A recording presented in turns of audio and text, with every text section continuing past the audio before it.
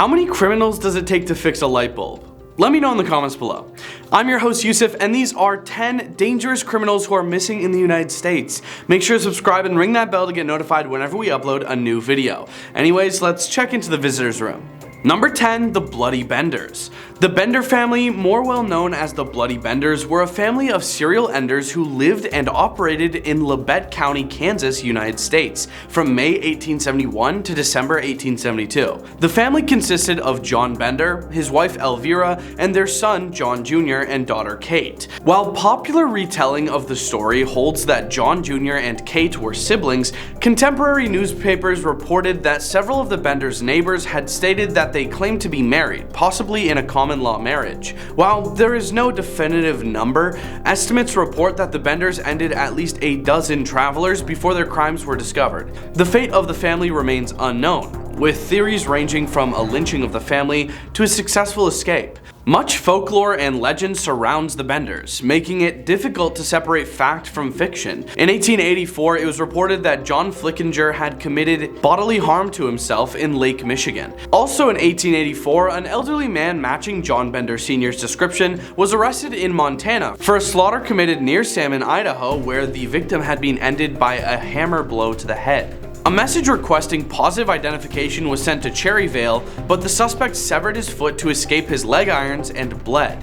By the time a deputy from Cherryvale had arrived, identification was impossible due to decomposition. Despite the lack of identification, the man's skull was displayed as that of Pa Bender in a salmon saloon until Prohibition forced its closure in 1920, and the skull disappeared. Whether John Flickinger was really John Bender is unknown. Number 9, E.J. Don. On July 21, 1885, Don secured a recess appointment from President Grover Cleveland to be judge of the United States Territorial Court for the District of Alaska, succeeding Ward McAllister Jr., whom Cleveland had removed. Banker Asahel Bush, who had business dealings with Don, sent a letter to the White House detailing his misgivings with Don's appointment, including financial improprieties, his false claims regarding medical experience, and his inexperience as a lawyer. Don took office on August 20th, 1885. While Cleveland initially defended Don's appointment, within a month he had sent a letter reprimanding Lafayette Grover, the former Oregon senator and governor who had recommended Don. With his application for the judgeship, Don had sent a list of 123 signatures of leading citizens and lawyers recommending him for the post. He also received letters of recommendation from Grover, ex-senator and state Supreme Court Justice James K. Kelly, ex-congressman Rufus Mallory, legislator and businessman William D. Fenton, ex-congressman Lafayette Lane, state treasurer Edward Hirsch, state secretary of state Rocky Earhart, state Supreme Court Justice John Kelsey, Blaine elector and future Alaska Territory Judge Warren Truitt, ex-senator and U.S. Attorney General George Henry Williams, and Governor Zenas Ferry Moody. Cleveland removed Don from office on September 23, 1885, and replaced him with Lafayette Dawson of Missouri. Don continued in an interim capacity and was set to open court in Wrangell on November 2, 1885. But on October 26th, he departed Wrangell on a 150-mile canoe trip to Fort Tongass.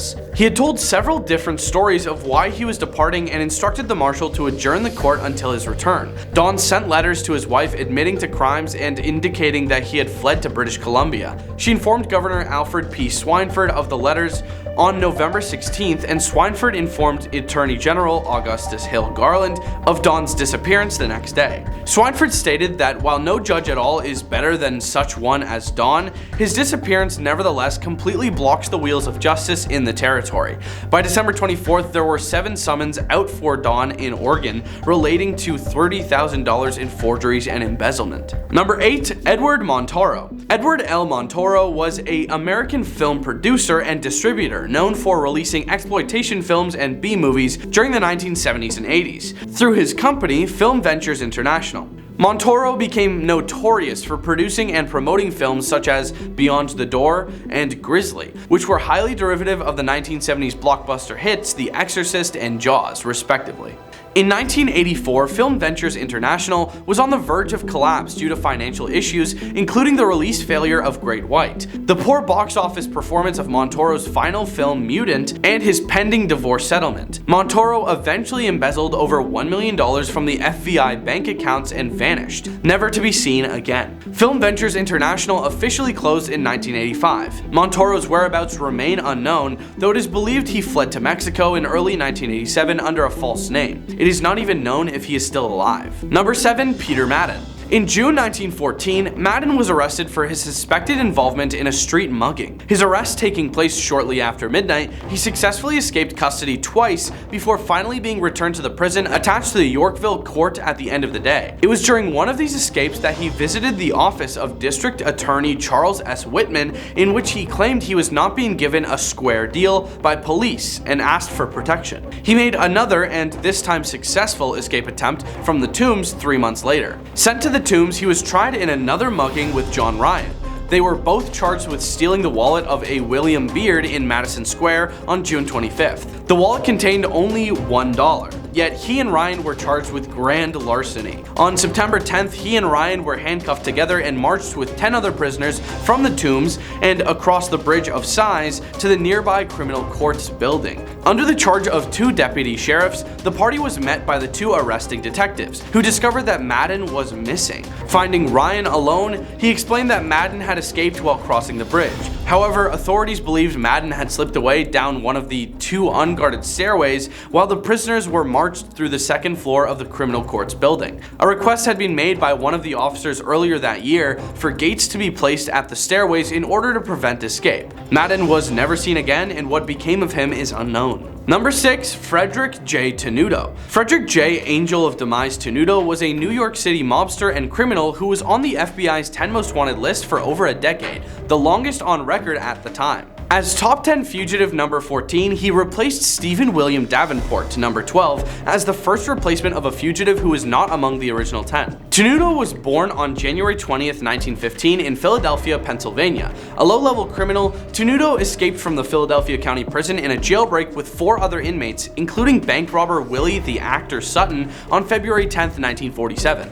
Eluding authorities for several years, Sutton was eventually identified in early 1952 while riding in a New York City subway train by Brooklyn resident Arnold Schuster. After Schuster was executed following a television interview, authorities suspected Tenuto of the ending, supposedly on the orders of New York mobster Albert Anastasia, who had been officially placed on the FBI's 10 most wanted list on May 24, 1950, and was never captured. Tenuto's name remained on the FBI's most wanted list for over 14 years. It was removed on March 9, 1964, amid reports Tenuto had been ended and secretly buried. Number 5. James Squillante. Squillante was born to Luigi and Bedelia Alberti, one of 2 sons, the other being Nunzio, and 7 sisters. He stood at 5'2" and weighed 130 pounds. He married Teresa Schialaba in 1949 and fathered 1 child, Bedelia. He divorced Teresa in 1951 and married Olivia Hughes and fathered 2 daughters with her, Donna and Olivia. He is the uncle of mobster Jerry Mancuso. In 1963, government informant Joe Valachi claimed that Squillante participated in the 1957 slaying of Anastasia underboss Frank Don Cheech Scalise. After the execution, Scalise's brother Joe publicly declared that he would avenge Frank's passing. However, the Gambino family did not support Joe's declaration, possibly due to Anastasia's opposition. As a result, Joe was forced into hiding for several months until the family ostensibly forgave him. On September 7, 1957, according to Valachi, Squillante invited Joe to his house. Once Joe arrived, Squillante and several others executed him, dismembered his body, loaded the remains into one of Squillante's garbage trucks, and dumped them. In fall 1960, Squillante was indicted on extortion charges. Reportedly, the Gambino family worried that Squillante could not handle the upcoming trial and probable prison sentence. So, to put him out of his misery, the family ordered Squillante's passing. On September 23, 1960, Squillante disappeared. According to some accounts, Squillante was handcuffed live to the steering wheel of a rusty Chevrolet, and the car was moved into a baling press type compactor. The metal was then melted down in an open hearth furnace. However, some newspaper accounts of that period claim that Squillante was seen on September 30th at 2 in the morning driving around the Bronx in his brother-in-law's car. Squillante's body was never found and no suspects were ever arrested.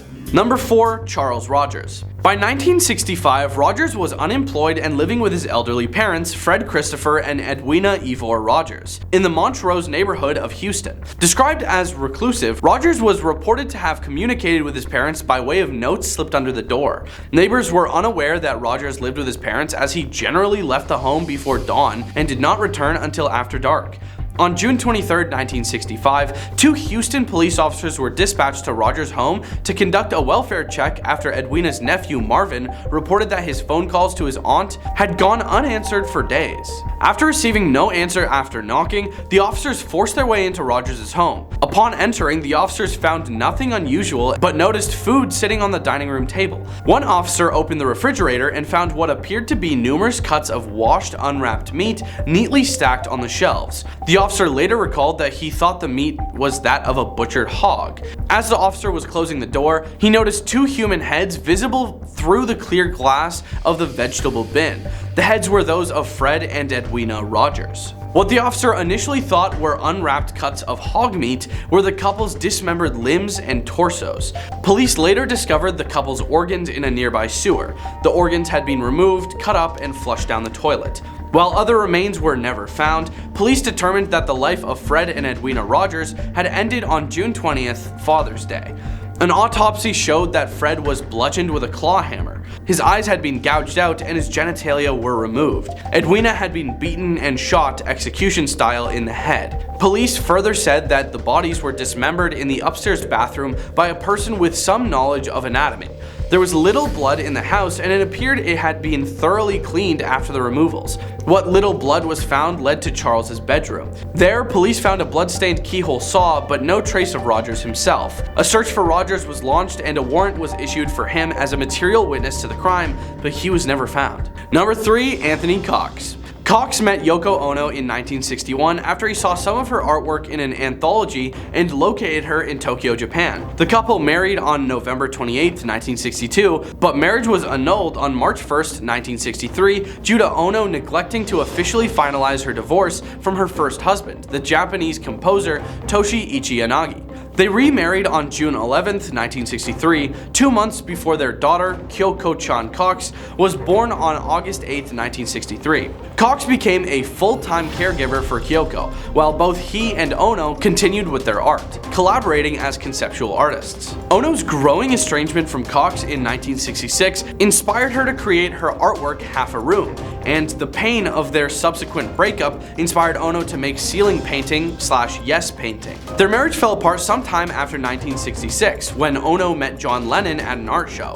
Coxs and Ono divorced on February 2, 1969, and after some time, Tony Coxs married Melinda Kendall. After a legal battle, Coxs was awarded custody of Kyoko. However, in 1971, Coxs, who had joined a religious group known as the Church of the Living Word or The Walk, after his divorce from Ono, vanished with his wife Melinda and Kyoko in violation of the custody order. He left The Walk after a few years, and in 1978, Coxs and Kyoko stayed with the Jesus People USA commune in Chicago. He divorced his second wife Melinda even before leaving The Walk. He and Kyoko contacted Yoko Ono after the passing of Lennon in 1980, but they did not specify their location.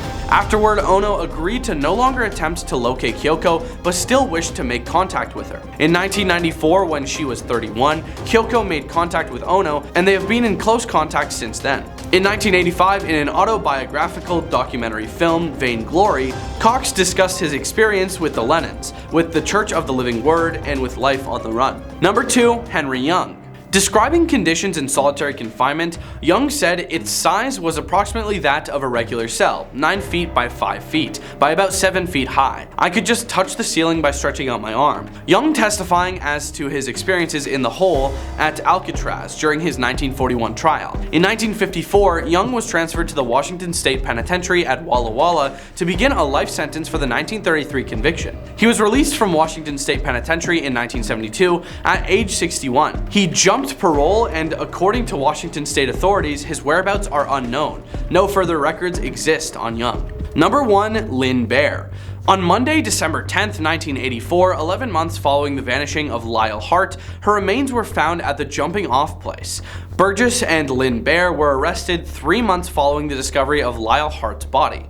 On July 17, 1985, before he could be tried, however, Lynn Bare escaped the jail in Wilkes County. Burgess was taken to the Ashe County Jail. The then jailer was terminated 2 days following this incident. Richard Lynn Bare was wanted by police and later FBI officials. He was shown on the programs America's Most Wanted and Unsolved Mysteries. April Billings, Lyle Hart's daughter, later married and had several children. As of 2021 to 2022, she still had optimism Lynn Bare was still alive and being looked for. Thanks for watching. Leave a like and comment if you enjoyed this video, and we'll see you on Crime Time.